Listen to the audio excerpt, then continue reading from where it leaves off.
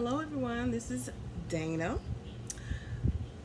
I wanted to make this YouTube video to kind of let you know about my hysterectomy story.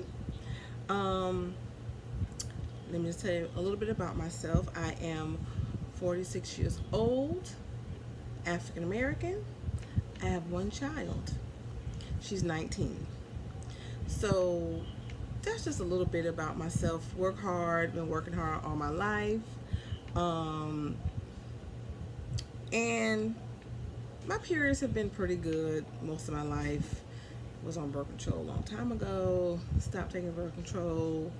You know, the normal female, typical woman story. So my periods, let me just tell you, my periods were decent periods. You know, the typical things that would happen in your period. You know, headaches, bloating, some heavy flow sometimes, some not, the clots. But as I've gotten older, my periods were a little weird. And it wasn't even my period. It was more about the symptoms of my period. Like, my periods weren't that heavy, but my PMS, horrible headaches. I would have headaches for days sometimes. My iron was so low that I would just feel completely unplugged, drained, tired. I would have horrible anxiety. I mean, like, where I'm standing in the store and feeling like I want to run to get away from people. Panic attacks, just weird things that I had never really experienced before. My moods would be weird. So as I've gotten older, those are the symptoms that were coming along with my period every month. I mean, I would come home from work and I just don't want to talk. I want to be in my room, quiet, in the bed, no lights, no TV, with the air conditioning blowing on me or a fan. I just felt crazy. I felt crazy. So I put off my hysterectomy. My doctor recommended. I put it off. I put it off. I put it off. I'm scared. I don't want to. Let me try to do it natural. No, there was no natural, trying to do things natural for me. I'm a foodie. I like to eat, and cutting out certain things out of my diet, I wasn't ready for that, and I wasn't going to do it. I'm looking down because I wrote notes because I want to be very thorough as far as my journey with my hysterectomy. My doctor, she sent me on tests to have an ultrasound. I had the ultrasound where they put it was like a vibrator, but they put that stick up into your vagina and they look at it. They had a regular ultrasound and she was like, you need to have a hysterectomy, you need to do this. And I was like, I don't want to, I don't know. But after my last period, which was in May, I felt crazy. I was like, let me go ahead and schedule this while my daughter is home for the summer from college. So I scheduled my hysterectomy because I'm 46. I have things that I want to accomplish in my life, and being sick from my uterus, I wasn't going to accomplish anything because I would have been too tired, too prone to anxiety, to something to deal with the other things I want to do with my life. So at 46 years old, I decided it's time. It's time to feel better. It's time to heal myself. And it was almost like, guys, you feel like you are used to the normacy of feeling sick. Like, oh, I feel okay. I'll feel better if I drink coffee. I'll feel better if I eat this. My cravings were off the chain. I would literally every morning go to Wawa and get cups of ice. And if I finished that cup of ice, I would get another cup of ice from work. Ice was the big craving. And my potato chip craving was bad. I mean, I needed crunchy, salty. I had horrible cravings. But the ice thing, that can ruin your teeth. So now that I have had my surgery, I'm 3 weeks in recovery. I had to have, I didn't do mine, they didn't do mine laparoscopically. I had to be cut because my uterus was too big for that. So they cut me in my cesarean scar from when I had my daughter. And at this time, guys, I'm going to show you pictures.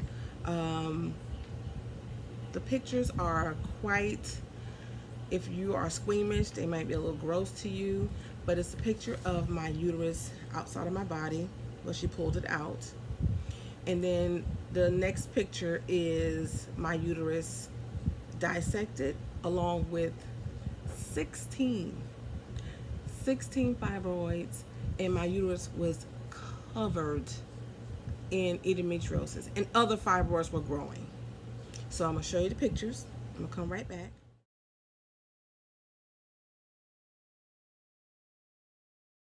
For some reason, my cervix is being cut off in this photo. So, you see the pictures? That was in my belly. That was like I was carrying 5 months pregnancy. That's what my doctor said. A hot mess. A hot mess.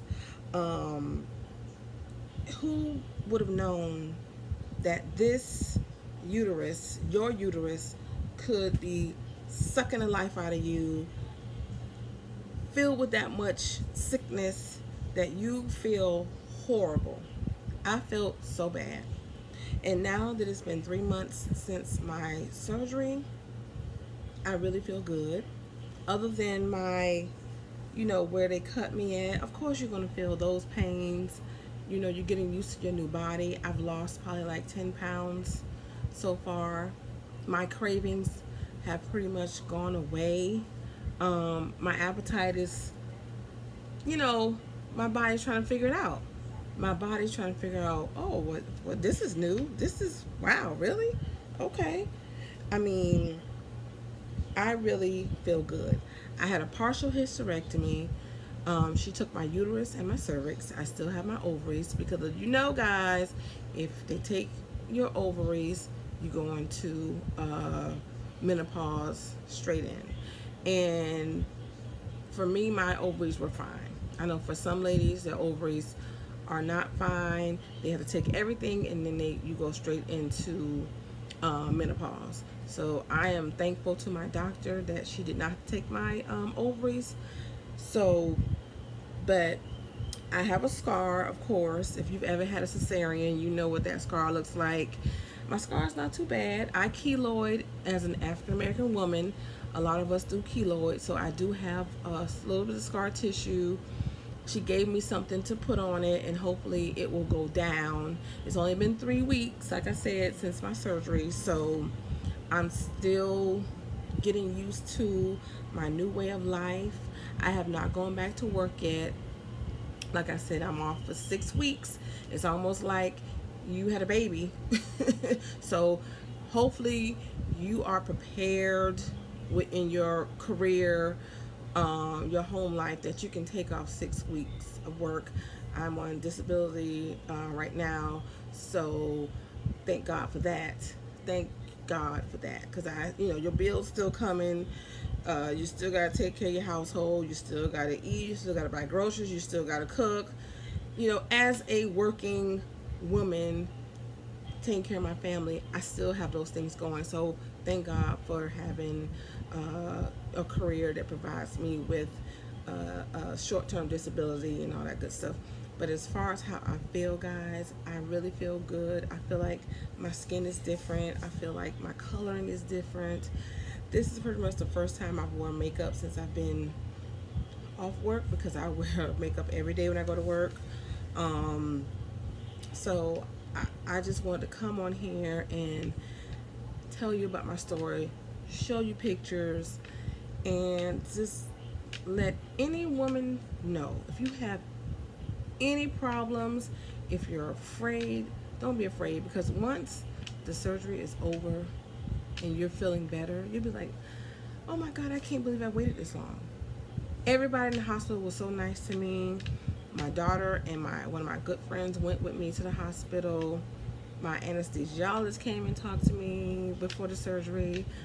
My doctor came and talked to me. Everybody was so great at St. Joseph Women's here in Tampa, Florida. Um, Everybody was great. My doctor, Dr. Helena Reichman, she was awesome. I mean, I really don't have any complaints about my hysterectomy. Um, Looking forward to a new sex life, I guess. I don't have a husband or boyfriend, but hey, it's up to me. It's up to me who I feel like is gonna get some new vagina. That's what I'm calling her, new vagina. She's under construction, so it's all up to me. I feel great. If you have any questions, concerns, I can answer them from my perspective. I don't know what other people who've had hysterectomies have went through. I was cut, like I said, in my bikini line. I was not cut this way. I was cut this way. So underneath there. So that's a good thing. If I still want to be cute. My friend's calling. Hello. That was my friend who went with me to the hospital. And she was just advising me to make sure I'm very thorough as far as like everything. I don't know what I didn't touch on. Maybe I didn't touch on like after I came out of the OR. When I went up to my room, of course you're groggy. You know, anesthesia is not fun to wake up from. I did have a drip whenever I felt pain. I didn't, the TV was bright to me. Everything was extra to me. I did feel a little crazy. The bed was not comfortable to me because I couldn't lean on my side on this arm because this is my snuggle arm because I had an IV here, and every time I did this, the IV would beep because you're clogging up the line. I just, you know, I didn't use a lot of pain medicine because I have high tolerance for pain. So, you know, I didn't. She offered to give me a prescription of Percocet and Vicodin, and I was like, no, I don't want that. Give me the least hardcore that you can give me. So she gave me Tylenol, codeine, which I haven't really even taken that because I feel like I'm not hurting. I'm not feel like I'm dying. I'm pretty much. It's like the process of recovery. You're gonna have some pain. The only thing that really, really, really hurt, pooping and farting. That was painful. In the hospital, before I left the hospital, I had to pass gas and I had to pee and poop. Did all the pooping in the passing gas and the peeing, but I did not poop on my own.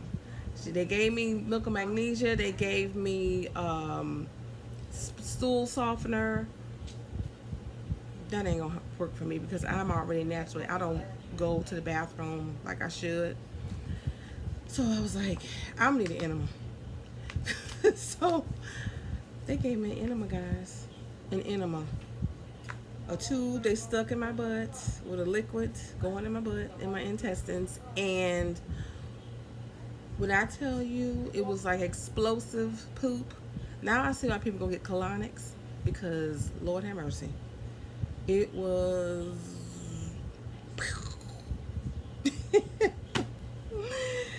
but like I said, guys, I feel so much better. I can't tell you how much better I feel.